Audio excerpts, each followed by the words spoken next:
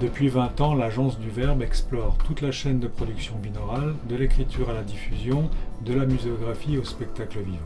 Bienvenue dans Teardrop. Bonjour et bienvenue dans cette série de tutoriels articulés autour de la reprise en binaural de Teardrop du groupe Massive Attack. Nous allons voir ensemble les principaux outils pour déployer le titre dans l'espace 3D. Dans cet épisode, nous allons voir comment construire des éléments mélodiques à partir de samples binauraux. Je vous rappelle que l'expérience d'immersion binaurale ne fonctionne qu'avec un casque stéréo ou des écouteurs. Pensez également à régler votre niveau sonore pour que ma voix vous paraisse réaliste. Les samples proviennent d'une banque son constituée pour le compositeur Christophe Ruetsch dans le cadre du spectacle L'Examen Mauriac. Ce sont notamment des sons de contrebasse qui ont été utilisés. Vous entendrez également des sons de harpe enregistrés en chambre sourde dans le cadre d'un échantillonnage complet d'instruments à 36 cordes en conditions anéchoïques.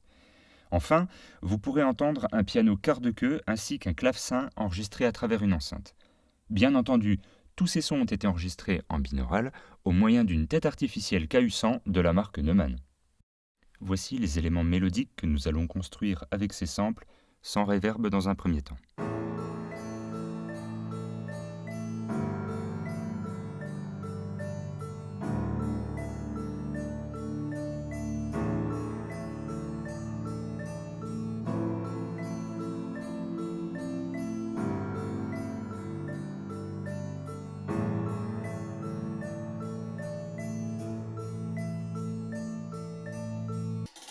Pour cette partie mélodique, nous aurons donc besoin, pour la phrase répétée de clavecin que l'on entend tout au long de Teardrop, d'un son avec une attaque et une certaine résonance. Ce sera le rôle de la harpe.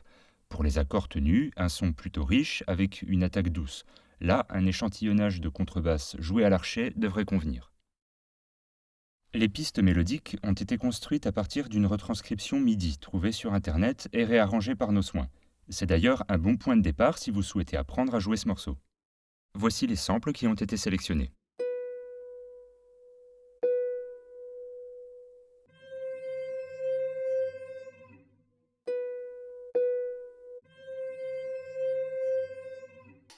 On dispose de tous les samples nécessaires, passons sur Ableton Live 10. On va tout d'abord régler le tempo et la valeur de mesure, 77 à la noire et 4/4. On va commencer par la phrase de clavecin. On importe nos pistes MIDI préalablement constituées et je vais chercher l'outil Sampler dans Instruments, que je glisse ensuite sur la piste MIDI. Et donc on a deux pistes MIDI identiques car il y aura deux samples de harpe différents qui vont jouer la même mélodie. Alors Sampler est disponible uniquement dans Ableton Live Suite. Avec cet outil, on pourra faire du multisampling et on disposera de possibilités de réglage intéressantes dans la lecture du sample.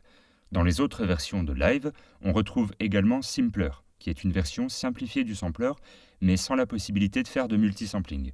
Alors ici, je n'ai pas utilisé Sampler avec cette fonction de multisampling, car les réglages sont assez différents pour les deux samples de harpe, et il était plus confortable de séparer directement les deux pistes. On peut ensuite glisser notre premier sample de harpe directement dans le sampler. Nous allons voir maintenant comment transformer un sample en un véritable instrument MIDI en jouant en même temps quelques notes au clavier.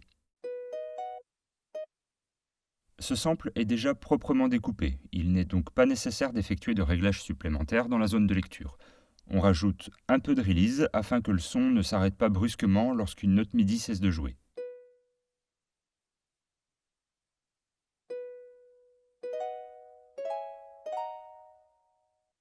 Je vais ensuite modifier quelques paramètres de tonalité pour accorder le sample à la tonalité du morceau original. Une petite astuce ici, si vous souhaitez accorder votre sample avec votre clavier, vous pouvez utiliser l'outil Tuner d'Ableton. Ici, je joue la note C2, au niveau de mon clavier. Pourtant, l'accordeur me dit qu'il entend la note B, c'est-à-dire un Si. Je vais donc modifier la note root pour essayer de tomber sur la tonalité qui me convient, c'est-à-dire Si, Do en français. Là, c'est bon. Là, je suis légèrement bas, donc je vais monter un peu le paramètre des tunes. Là, c'est bien. Je peux tester avec l'octave au-dessus, celle du dessous et d'autres notes.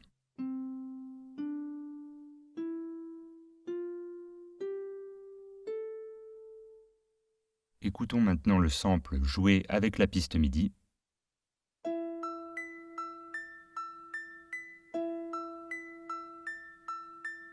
Je peux maintenant m'occuper du deuxième sample de harpe, même principe, sauf que là, les réglages seront un tout petit peu différents, notamment au niveau de la tonalité. Écoutons maintenant ces deux samples de harpe ensemble.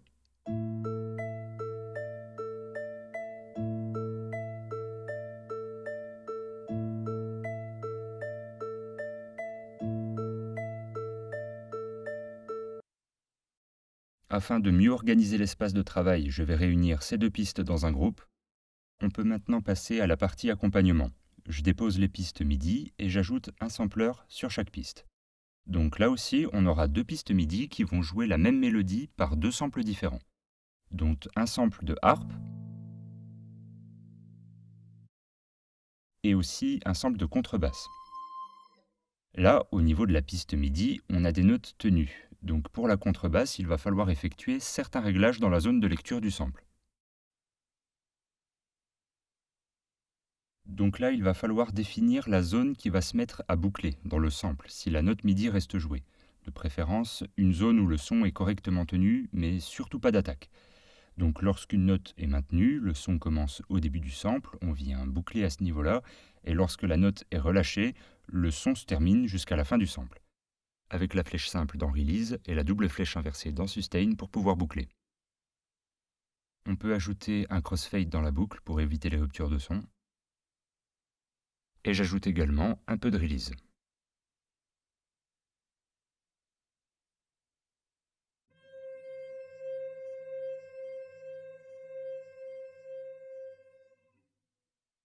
On écoute le sample joué par la piste MIDI.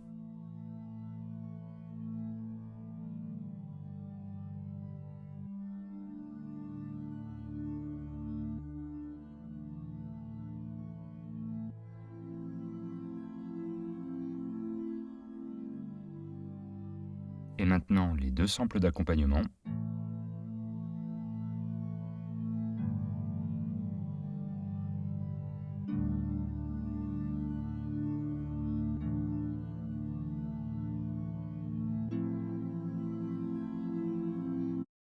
Et enfin, on écoute l'ensemble clavecin et accompagnement.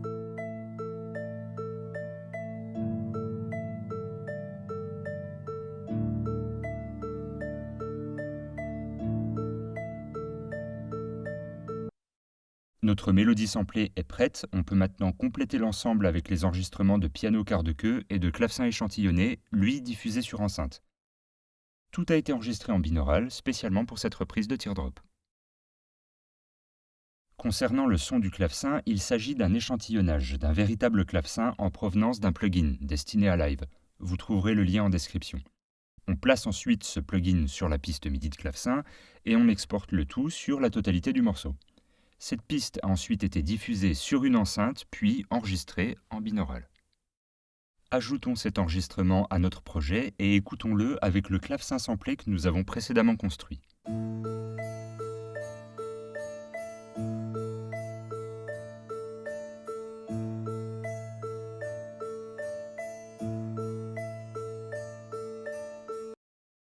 Et pour finir, on ajoute les accords plaqués joués au piano quart de queue.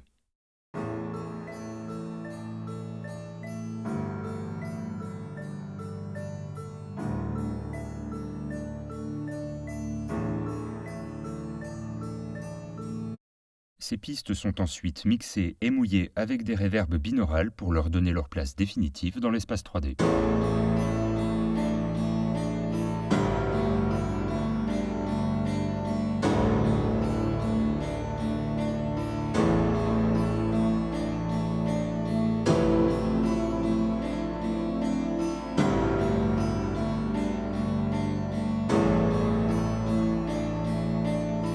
Dans le prochain épisode, nous nous intéresserons à la convolution et nous verrons comment elle a été utilisée dans la reprise de Teardrop. Merci d'avoir suivi cette vidéo, pensez à la liker, la partager, nous faire part de vos impressions en commentaire et vous abonner à la chaîne pour être averti de nos dernières vidéos. Pour plus d'informations, rendez-vous sur binaural.fr. À très bientôt.